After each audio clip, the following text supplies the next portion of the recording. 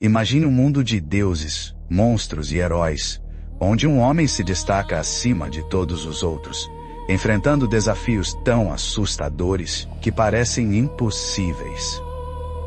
Bem-vindo à épica história de Hércules, o mais poderoso herói da mitologia grega, cuja força e coragem foram testadas de maneiras que nenhum outro mortal poderia suportar. Sua história não é apenas de força bruta, mas de corações partidos, traição e uma busca incessante por redenção. Então, junte-se a nós enquanto viajamos pela incrível vida de Hércules, um homem nascido de um deus, amaldiçoado por uma deusa e destinado à grandeza. A lenda de Hércules começa com um escândalo divino. Zeus, o supremo governante do Olimpo, não conseguiu resistir à beleza de uma mulher mortal chamada Alcmena, que era casada com Anfitrião, o rei de Tirinto. Enquanto Anfitrião estava fora liderando seu exército em uma batalha em Tebas, Zeus aproveitou o momento. Disfarçando-se de rei, ele visitou Alcmena, que não tinha ideia de que estava sendo enganada. Quando Anfitrião voltou da guerra, ele ficou desconfiado da fidelidade de sua esposa e, em um acesso de raiva, ordenou que ela fosse queimada na fogueira. Mas Zeus interveio, salvando Alcmena e revelando a verdade. Ela estava grávida de gêmeos. Um filho era de Anfitrião e o outro era do próprio Zeus. Sentindo-se honrado por criar um filho do rei dos deuses, Anfitrião perdoou sua esposa. Uma profecia previu que o primeiro bisneto do herói Perseu governaria a magnífica cidade de Micenas. Como Alcmena era neta de Perseu, seu filho estava na linha de sucessão ao trono. Mas havia um problema. A prima de Alcmena também estava esperando um filho, e Hera, a esposa ciumenta de Zeus, estava furiosa com a traição do marido. Ela forçou Elifia, a deusa do parto, a acelerar o nascimento da prima, garantindo que Euristeu nascesse primeiro. Por causa desse nascimento prematuro, Hércules perdeu seu direito legítimo à coroa de Micenas. Após um parto difícil, Alcmena deu à luz 2 meninos, Hércules e seu irmão Íficles. Mesmo como bebê, Hércules mostrou uma força extraordinária, não deixando dúvidas de que era filho de Zeus, o Senhor do Universo.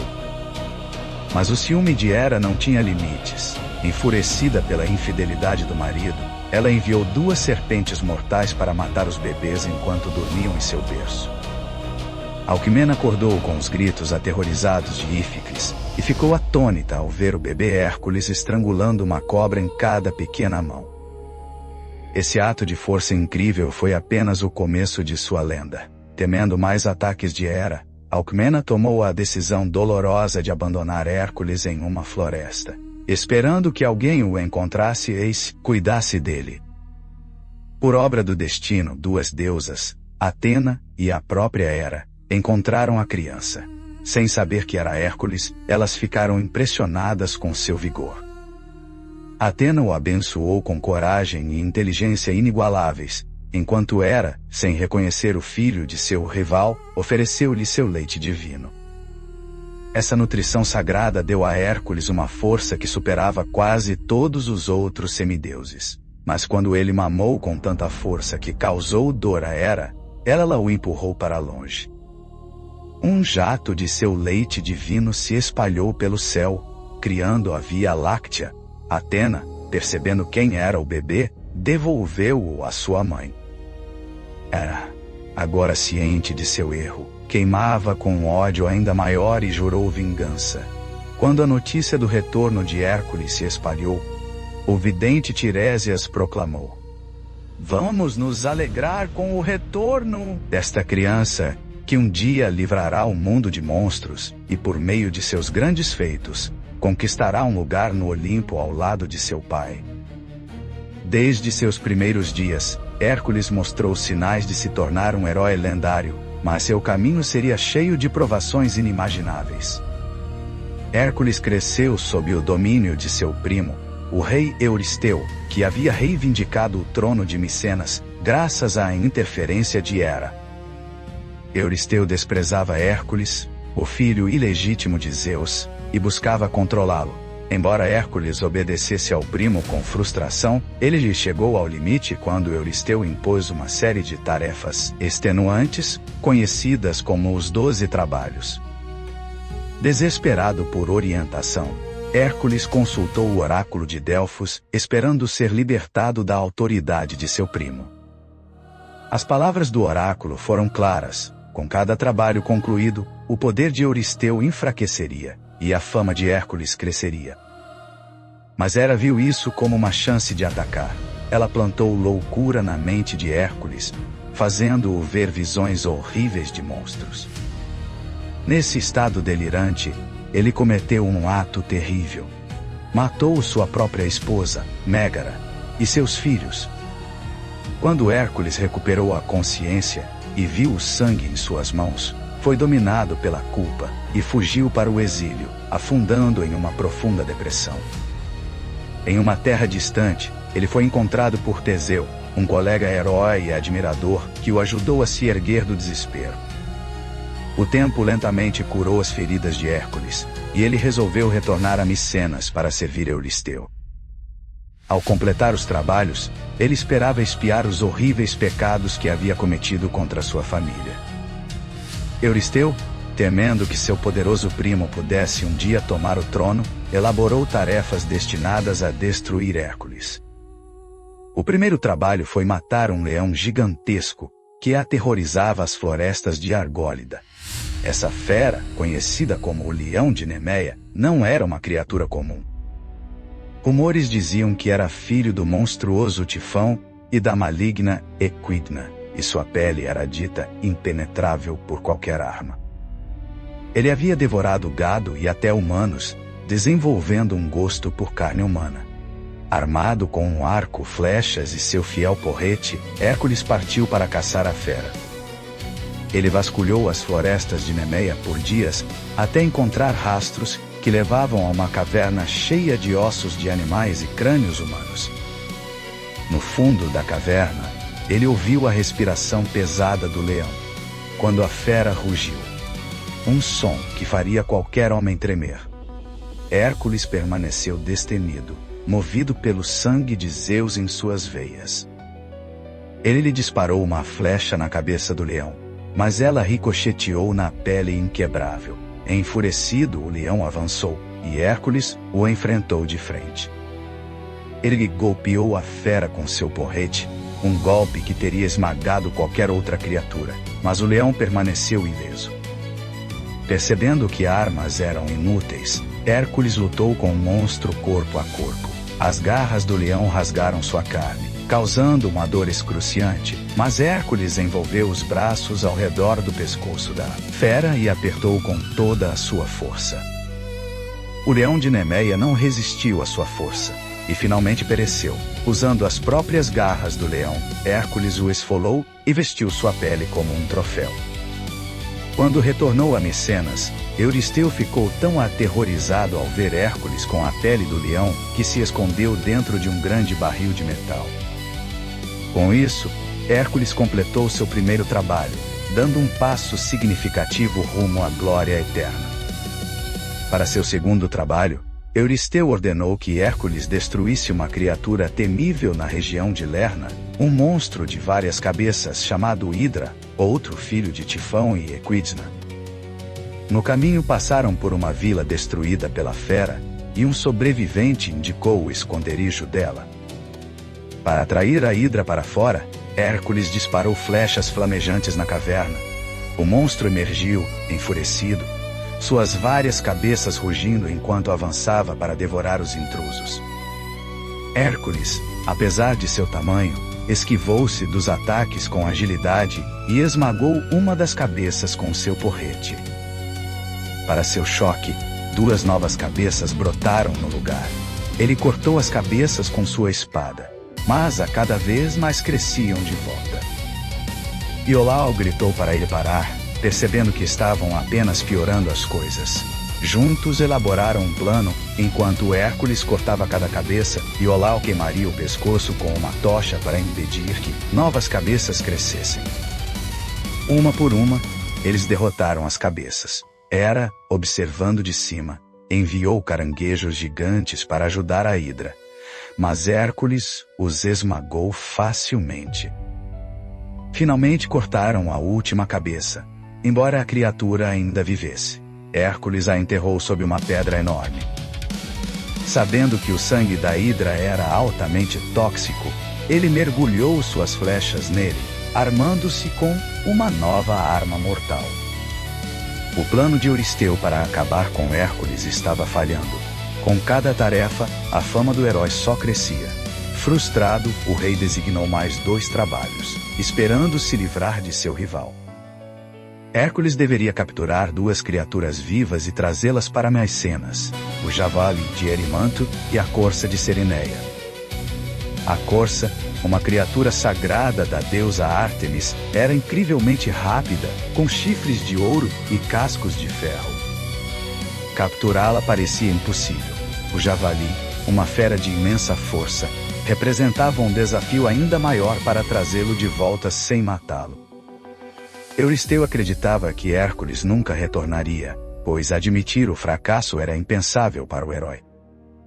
Mais de 1 ano se passou enquanto Hércules rastreava a corça de Cerineia. Quando finalmente a avistou, disparou uma flecha em sua perna, desacelerando-a o suficiente para capturá-la.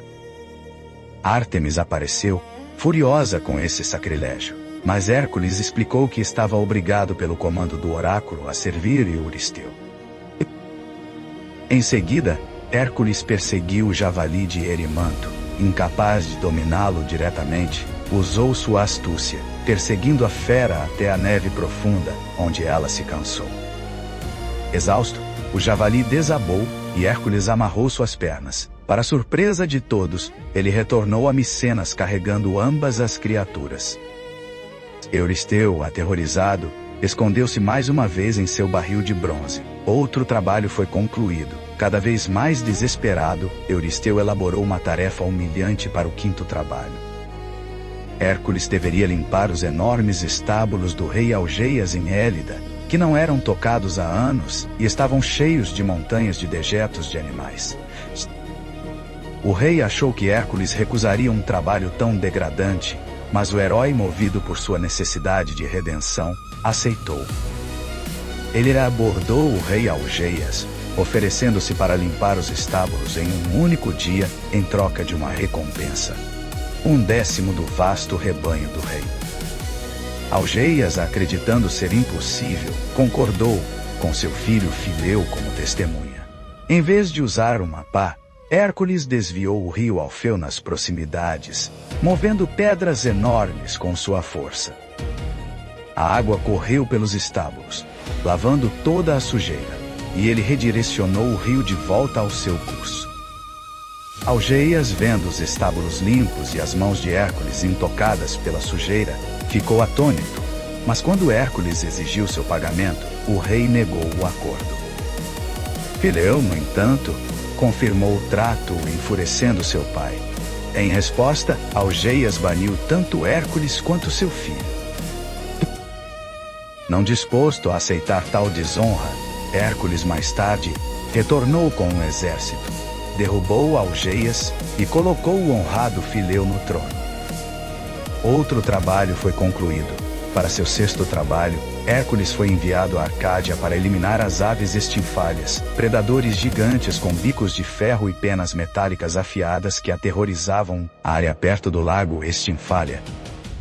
Seu número era esmagador, e apenas força bruta não seria suficiente. Hércules buscou a ajuda de sua irmã Atena, que lhe deu um par de tambores de ferro divinos feitos por Hefesto. O barulho ensurdecedor dos tambores fez as aves voarem para o ar, onde Hércules abateu várias com suas flechas envenenadas com o sangue da Hidra.